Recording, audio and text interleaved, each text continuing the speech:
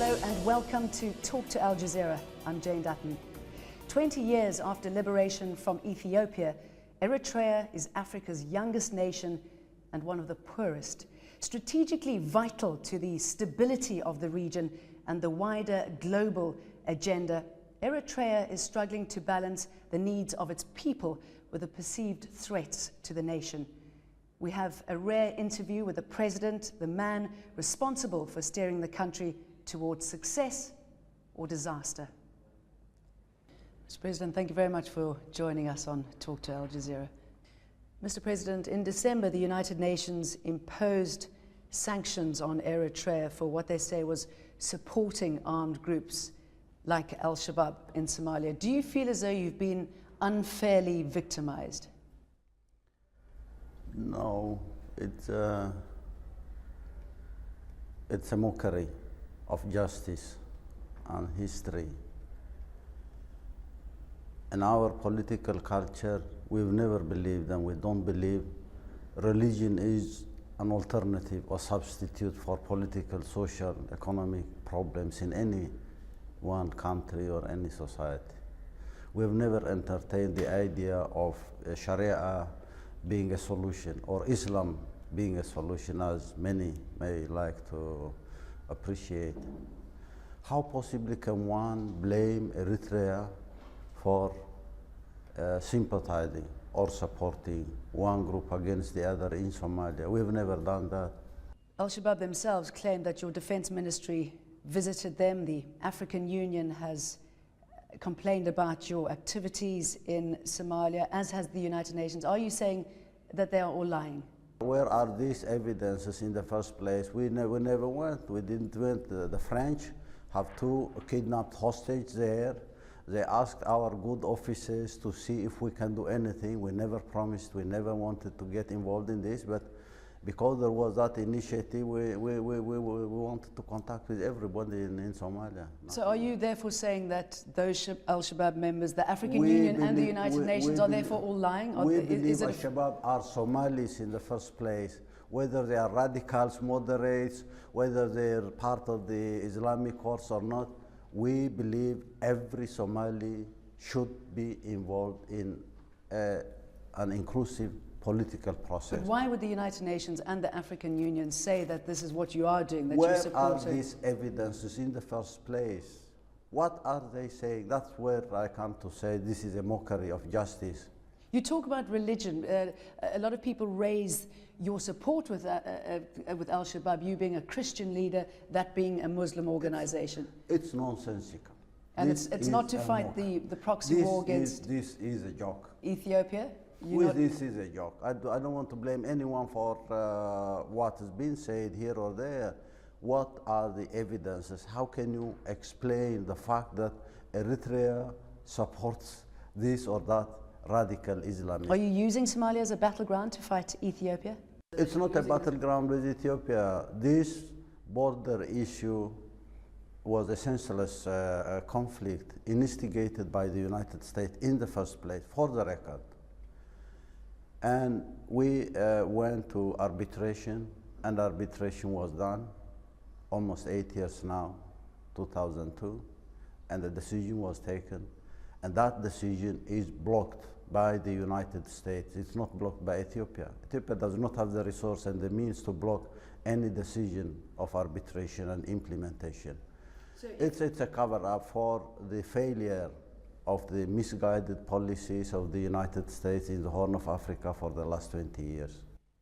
So would you, if Ethiopia were to withdraw from Badme, that's the border town that you are referring to, if they had to withdraw from that, would you then take this country off the war footing? It's not a problem with Ethiopia. We've never had any problems with Ethiopia. We worked with these people for almost 2 decades to remove a government in Ethiopia.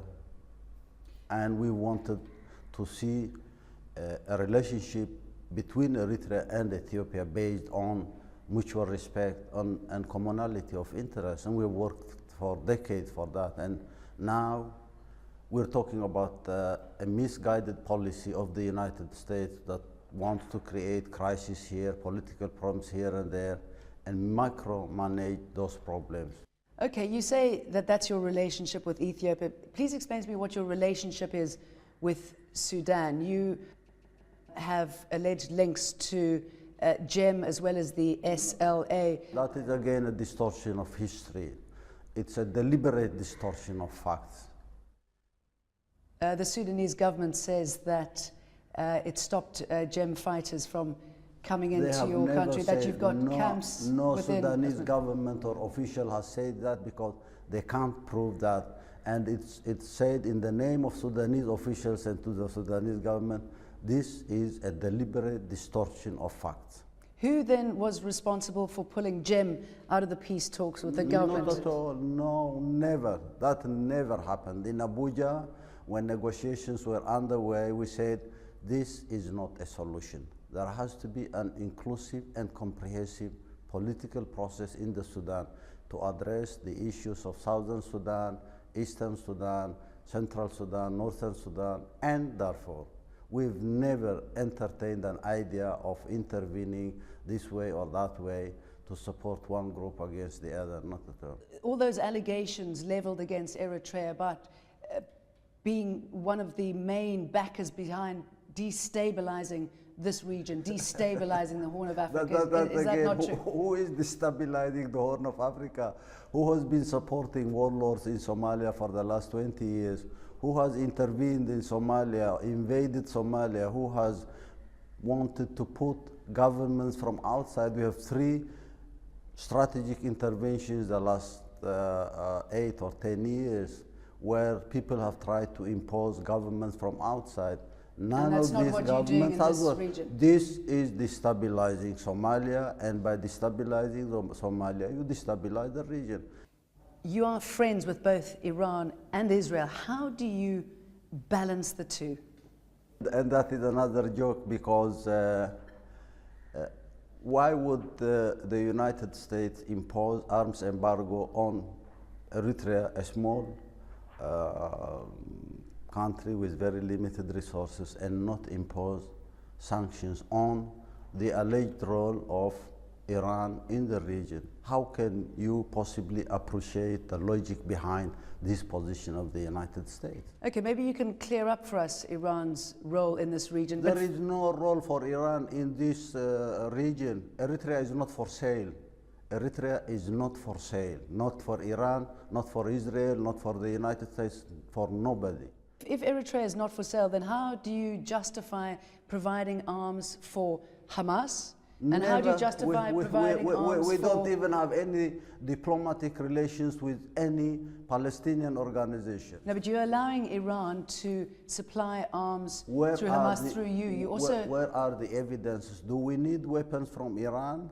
If we want to give it to anyone, we don't need weapons from Iran. We have enough, we have more than we need. We can arm 3-4 governments. We don't need weapons from Iran. We do not have the political will to work on behalf of anyone in this region, never. And if it's not political will, then what is it? Because they are going through you, through Sudan. There is no Iranian presence in this region. But there is Iranian presence. They're helping you off a sub, and they've got a military base there. They're helping you with your oil refinery. I would invite you to go to Assab and see. There is no refinery there. This is a joke. There is no refinery there. Okay, then the evidence, as well as the Israeli planes that stopped arms shipment to Sudan, where they got Iranian Revolutionary Guards. Where are the evidences? Where are the evidences? Can you prove to anyone that you have evidences to tell a story about Eritrea shipping arms to anywhere in the region? You have a relationship with both Iran, though you say there's no Iranian presence, as well as Israel. How do you balance? How can you so do you say you have no relationship with Iran? Not at all. Do you think, how can you possibly logically understand this contradictory That's why I'm asking you. Why would you ask? Why would you ask without evidences? It's a surprise to me. It's even a joke to me. I don't really see any logic of bringing Israel and Iran together working in Eritrea. How can possibly one sensible person understand that logic. But that's probably raised the questions. Many political analysts believe that the next proxy war between Iran and Israel is going to take place on your soil. Are you prepared to be turned into the next Vietnam? This is a joke. This is giving Eritrea beyond its means. These are fabrications. These are allegations without any facts to prove them on the ground. And it's sometimes a surprise why people want to sell these lies to any sensible person in the region. It doesn't make sense. It's also quite, it's not quite, it's well documented that you are helping Iran through your Asab port, send arms to Yemen to support the Houthi fighters who are fighting the government as well as Saudi Arabia. Can you explain your actions? It's senseless. It's senseless. Who would want to destabilize Yemen? We have all along, the last 20 years, supported the government of Ali Abdullah Saleh genuinely. So do you deny then that you are supporting the Houthis in Yemen? This is a fantasy in the minds of those who want to sell this idea and create a sense of threat and fear in this region so that they can manipulate it for their own agendas. There is no refinery in the first place in Assad. There is no presence for anyone. You want to go yesterday or tomorrow, you can go and see who is there and who is not there. And to assume that your allegations are facts and try to find an explanation for that assumption, I say it's crazy. It's all fabrications. We sometimes bother and wonder why all these fabrications about things that do not exist on the ground. Is this also a fabrication? The United Nations said that you spend $200,000 to $500,000 a month supporting fighters. Where? In Somalia and around the region. Is that also a fabrication? This is another joke. This is another joke. I mean, how can your country afford that? That's from the United Nations. It's boring. It's boring. When jokes are repeated again and again, it becomes so boring. How do you as a country continue to afford to be on this war footing now, 20 years? This is a fantasy. This is a fantasy on those who think we are on a war footing. It's crazy. It's an imagination of people who can only be categorized as insane, who will fantasize on things that do not exist in real terms. If your country is not on war footing, how come there's so much repression? There's no freedom of the press, there's no freedom of speech. I can understand where you come from, and this is again another boring joke based on fabrications. What, can anybody leave the country when they want to? Did you enjoy the show yesterday? Can anybody leave the country when they want to? Did you enjoy the show yesterday? Can anybody leave the country when they want to? In the streets? Anybody can leave this country anytime. If they can get a passport? What is it to get a passport from a country you deserve to be a citizen for? What about freedom of the press, freedom of the speech? Eritrea jails more journalists than any other country in the world. Why do you have to resort to These are lies. You don't jail journalists. These are lies. These are lies of Jazeera International, deliberately distorting facts to give the impression that this country is in a war footing and so many things. Iran is here, Israel is here, we are supporting Houthis, we are supporting terrorists. You name it. You are using these lies to serve an agenda for destabilizing this region. I would never do anything to But attempt to destabilize the region. I'm trying to get to the bottom of the truth. Lies without providing any evidences and trying to blame it on the United Nations. Sometimes when the United Nations has not said anything, blame it on the government of Sudan when Sudan has not said anything. Okay, let's talk about the people who live in this country. If I can just quote these to you, the United Nations stats estimate that almost 63,000 Eritreans applied for asylum last year alone, and that 1,800 crossover every month into Sudan. Why are they leaving the country? These are lies. These are your lies. So people are not leaving the country? That's another United Nations give estimate. Me the evidences. Give us the evidences. We would like to see evidences. According to those reports, the population of this country is out of town by yesterday, according to those statistics. They're fleeing from the country. Of course, the most high-profile one you've had, the football team which disappeared in Kenya, they're seeking asylum. Those athletes in Scotland, they're also seeking asylum. So this is news to me. It's news to me. Really? I've never heard anything like that, and I'm not bothered if people go there, if they ask for asylum here or there, if they're looking for jobs in the United States, in Europe. Why would I bother about that? One of the reasons that many of the people leave is because of the indefinite military service for both men and for women, and for the very harsh conditions and the fact that you can never leave. Why is there this? This is another lie. Again, another lie. It's compromising your credibility as a media outlet and coming up with a pack of lies and trying to prove to them, to anyone, by putting them as facts on the ground and trying to give the impression that these are things that exist in the real world. Israel is here. Who is not here? Well, Israel is here. They've got a military base. Everybody is here. Iran is here. I mean, how can you possibly imagine people to trust and believe what you tell them when you're talking about lies that do not exist in. Every single question I've put to you is backed up with a lot of research and a lot of facts. So with respect, Mr. President, I'm just trying to find out how your country operates, because I find it a fascinating country. So please, as a journalist... It's a good exercise for a journalist to ask questions about a number of things, but to come up with a pack of lies, a pack of fabrications, and try to prove them by putting them as very innocent questions and trying to give credibility or trying to discredit your sources. You're discrediting the sources, you're discrediting the United Nations when you come and tell things in the name of the United Nations when the United Nations has not said anything like that. And how can a media outlet with credibility come up with these lies? Let's talk about the drought in the Horn of Africa. Eritrea, like all the other countries, is suffering from this.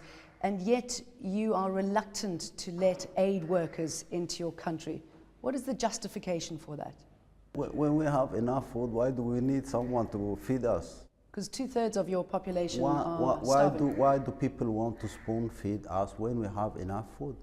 But then how come 2/3 of the population are not getting that food? I mean, then again, how can you possibly imagine and say, I am hungry when I'm not hungry? Why do you want to believe that? Why do you want to believe people are hungry and people are in need of your support? Why do you want to believe that? That's a very, very sad state of mind for people who think that they can come and feed people when they're not even in need of feeding. Go and feed the people of the victims of Katrina. Go and feed the people in Haiti if you really want to. So there's no food or aid problem. We don't need any food. We can feed ourselves. And I'm bothered. Why do you want to feed us? How much support do you have in this country? You've been leading it for 18 years. You've been liberated for 20 years. Last year, there was an assassination attempt on your life. Where did that come from, and what do you think was behind that? Then again, this is another lie. I mean, how can you possibly believe that there was an assassination attempt? Why would you imagine this was there? It never occurred, and it came as a surprise when I was told. I heard that. I said, these people are crazy. They are out of their mind, imagining things that do not exist and fantasizing on what they wish to see. Why do you do that? You promised Eritreans political reform. There are no political parties other than your own. I do not promise. I do not promise anyone. I do not promise anyone. It's like a very wealthy person who controls everything and promises people that he's going to tip them today, tip them tomorrow, tip them next day. We never do promises. The people You, here you, don't you promised live. democracy. No one here promises anybody anything. You can't There even. is nothing, there is no commodity called democracy. There is no commodity that is promised by any one person to the people of one country. Will you allow eventually other political parties to operate? Will you allow the constitution to be released? Will you allow an open political system that is governed by the people? By the people like in China? No, the people who will call on government to justify. It's again, you're assuming that you are talking on behalf of the people of this country. Let the people talk. I'm asking you Let the people how you talk. would define. The people will have to define it. Human Rights Watch says you are turning this country into a giant prison and creating a human rights crisis. You can walk around and see for yourself if that is true. Again, it's a lie. Why then, if people want to leave the country, do they come under the orders of shoot to kill? Not at How is all. that justified? No. If you are telling me every day thousands are leaving this country, how do you think can that happen? If you are telling me hundreds of thousands have asked for asylum, how can you imagine these people have left this country? If you believe that. Who do you consider your friends Where do you mean? in the world? The whole world. The whole world. Outside liars. A bunch of liars may not be my friends, but the whole world now is behind Eritrea. Everybody is asking, why all these lies? Why this sanction? Why this and that? It's an expression of the support of people. Minimum, you can imagine sensible people asking very simple questions about all the fabrications they hear every day. And that is by way of questioning the credibility of those who are telling the lies, which means it's a support for the one who is being victimized without any evidence. That's very important to remember. And those people who are asking very simple questions are behind Eritrea. So if you can just tell me a little bit about your aspirations. We don't need any wars. We have fought for so many decades, and we know what it means to go into war. And it's very senseless to imagine that you can waste your time and resources doing things that do not deserve any penny. We are focused on doing the right things in this country. And we don't need to do it by forcing people to believe this or that. And people are seriously engaged in what they're doing to change their quality of life. Those who've never tried it may fantasize about going to war. We have been there for so many decades, almost 2 generations. At least we will not be like Kenya, Nigeria, Ethiopia, Somalia, Sudan. We are better off. We are number 1 in this continent.